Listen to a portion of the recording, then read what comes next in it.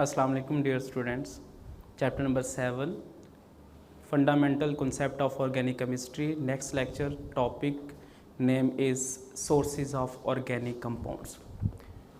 Mainly sources of organic compounds यहाँ पे हमारे पास 4 हैं, जिनमें नंबर 1 है प्लांट्स एंड एनिमल्स, नंबर 2 है कोल, नंबर 3 है नेचुरल गैस एंड नंबर 4 है petroleum. Number 1 animals and plants, ये डायरेक्टली अवेलेबल होते हैं जिनसे हम लोग ऑर्गेनिक कंपाउंड्स को ऑब्टेन कर सकते हैं।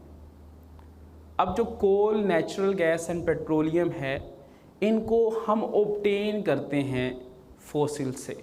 अब फॉसिल्स क्या हैं? फॉसिल्स वो डेड एंड डिकेइंग एनिमल्स हैं जो आज से हज़ारों साल पहले ज़मीन के अंदर दफन हो चुके थे। अब वो fossils in terms of solid, liquid and gases convert हो रहे हैं फॉसिल फ्यूल्स के अंदर in the presence of very high temperature and very high pressure and bacterial and chemical reactions. अब ये जो फॉसिल्स हैं in terms of solid, liquid and gases, अगर सॉलिड की एग्जांपल देखें तो सॉलिड की एग्जांपल में कोल आती है।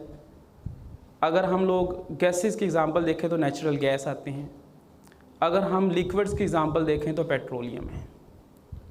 नंबर 2 हम कोल की बात करते हैं। कोल कैसे हमारे पास ऑब्टेन होता है?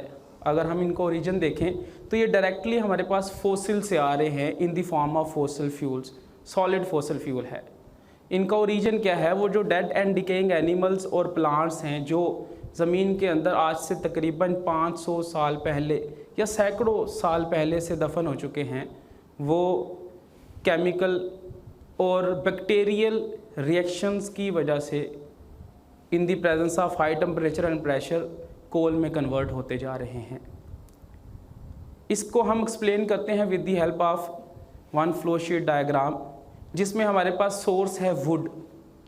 वुड जब बैक्टीरियल एंड केमिकल रिएक्शन में प्रोसीड होती है तो वुड का जो रिएक्शन प्रोसीड होता है in the presence of bacteria and chemical reaction which are proceed, तो ये वुड कन्वर्ट हो जाता है पेट के अंदर, जिसमें परसेंटेज ऑफ कार्बन वेरी कर जाती है। अब ये जो पेट है ये भी टाइप है किसकी? कोल की। इसको अगर मज़ीद परफॉर्म करे, मज़ीद इन the presence of high temperature and pressure देखें तो ये कन्वर्ट हो जाता है लिग्नाइट के अंदर, जिसमें परसेंटेज ऑफ कार्बन चेंज हो जाती है। Lignite in the presence of high temperature that will be converted into bituminous coal. Bituminous coal is converted into anthracite in the presence of high pressure.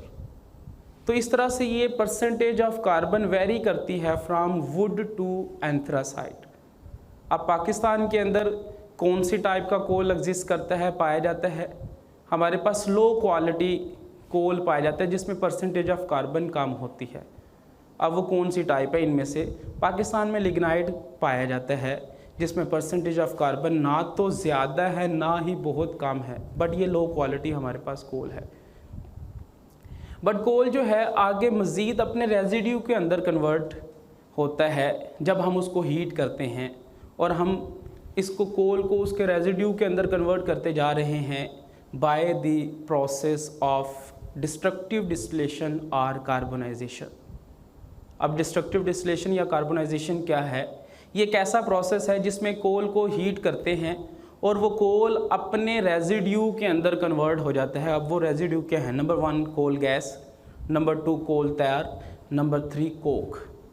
In the absence of air, air mean oxygen, number 2 in the presence of very high temperature, और वो normally temperature 500 to 1000 Celsius scale temperature होता है। अगर हम इसको properly define करें तो हम कह सकते हैं the process in which coal on heating is converted into their residue coal gas, coal tar and coke in the absence of air and presence of high temperature 500 to 1000 Celsius scale is called destructive distillation और carbonisation. अब इसके sources जो है, resources क्या हैं पाकिस्तान के अंदर, कि कितनी जो है वो कोल हमारे पाकिस्तान में पाए जा रहे हैं रिसोर्सेज। पाकिस्तान के अंदर जियोलॉजिकल सर्वे से पता चलता है कि पाकिस्तान में 184 बिलियंस टन जो है वो सोर्सेज हैं कोल के, जो कहाँ पे पाए जा रहे हैं। बेसिकली पाकिस्तान में ये टोटल सोर्सेज हैं जो डिफरेंट एरियाज़ के अंदर एग्जिस्ट कर रहे हैं। यूजेस क्या हैं कोल के?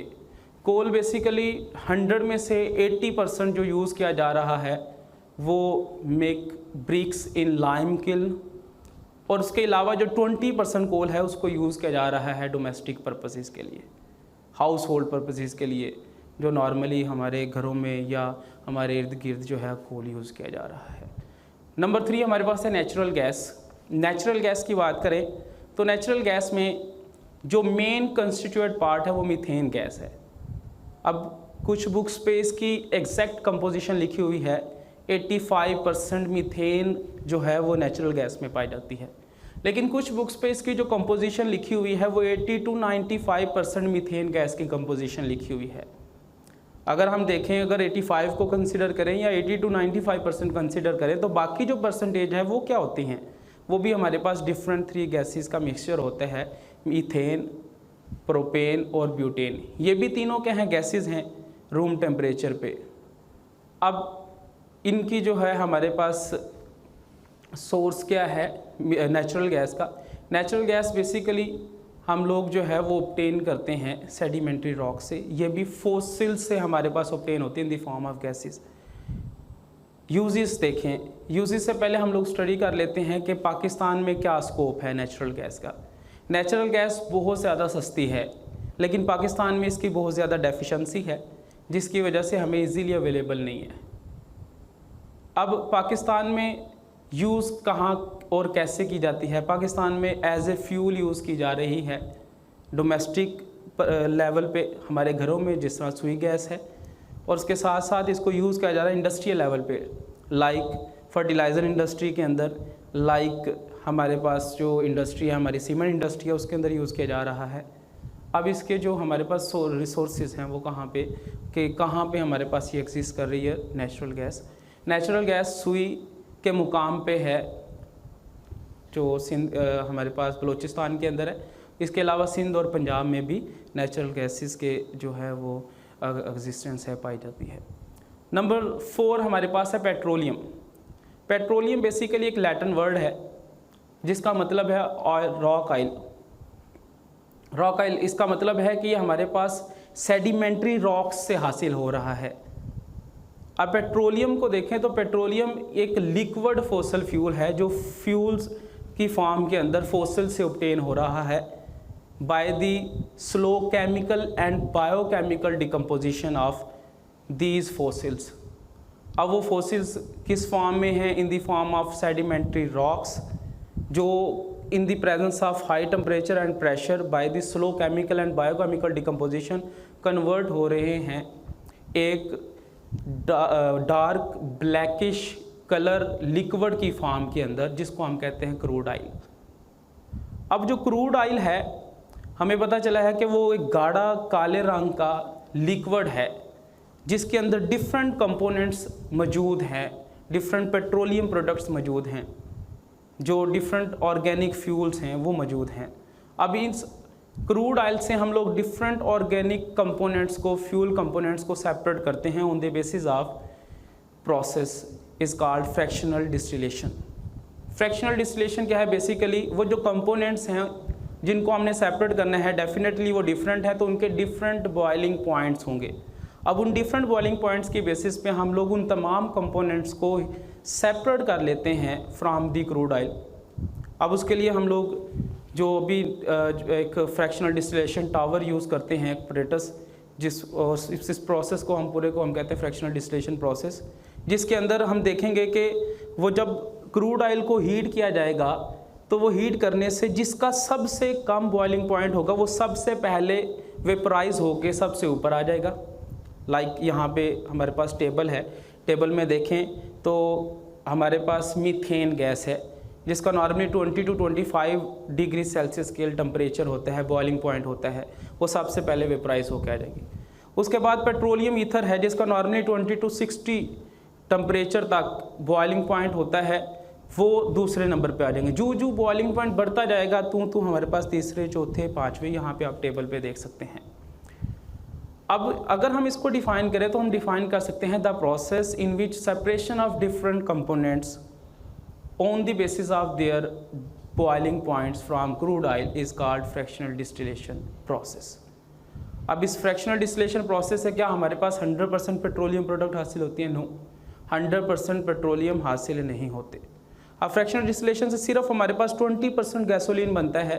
गैसोलीन बेसिकली एन हेप्टेन है जो 100% जो है वो प्योर नहीं है। हम इनको रिफाइन करते हैं, मतलब परसेंटेज प्योरिटी बढ़ाते हैं। और पाकिस्तान में डिफरेंट 4 ऑयल रिफाइनरीज वर्क कर रही हैं, जिनमें फर्स्ट वन हमारे पास है अटक ऑयल रिफाइनरी इन रावलपिंडी, जो 2.15 मिलियन टन्स कैपेसिटी रखती है जो ऑयल को रिफ़ाइन करने की। 2 ऑयल रिफाइनरीज कराची में मौजूद हैं जो वर्क कर रही हैं और पर एनम 2.13 मिलियंस जो है वो ऑयल को रिफ़ाइन कर रही हैं। और एक ऑयल रिफाइनरी है Pak Arab oil refinery Mehmood Kot near Multan जो मौजूद है, ये भी वर्क कर रही हैं। डिफरेंट ऑयल रिफाइनरीज जो है वो उसको जो पेट्रोलियम प्रोडक्ट हमारे पास फ्रैक्शनल डिस्टिलेशन प्रोसेस से हासिल हो रही हैं उनको ऑयल रिफाइन करने में लगी हुई हैं, जो परसेंटेज प्योरिटी को इन्हांस करते हैं। Thank you.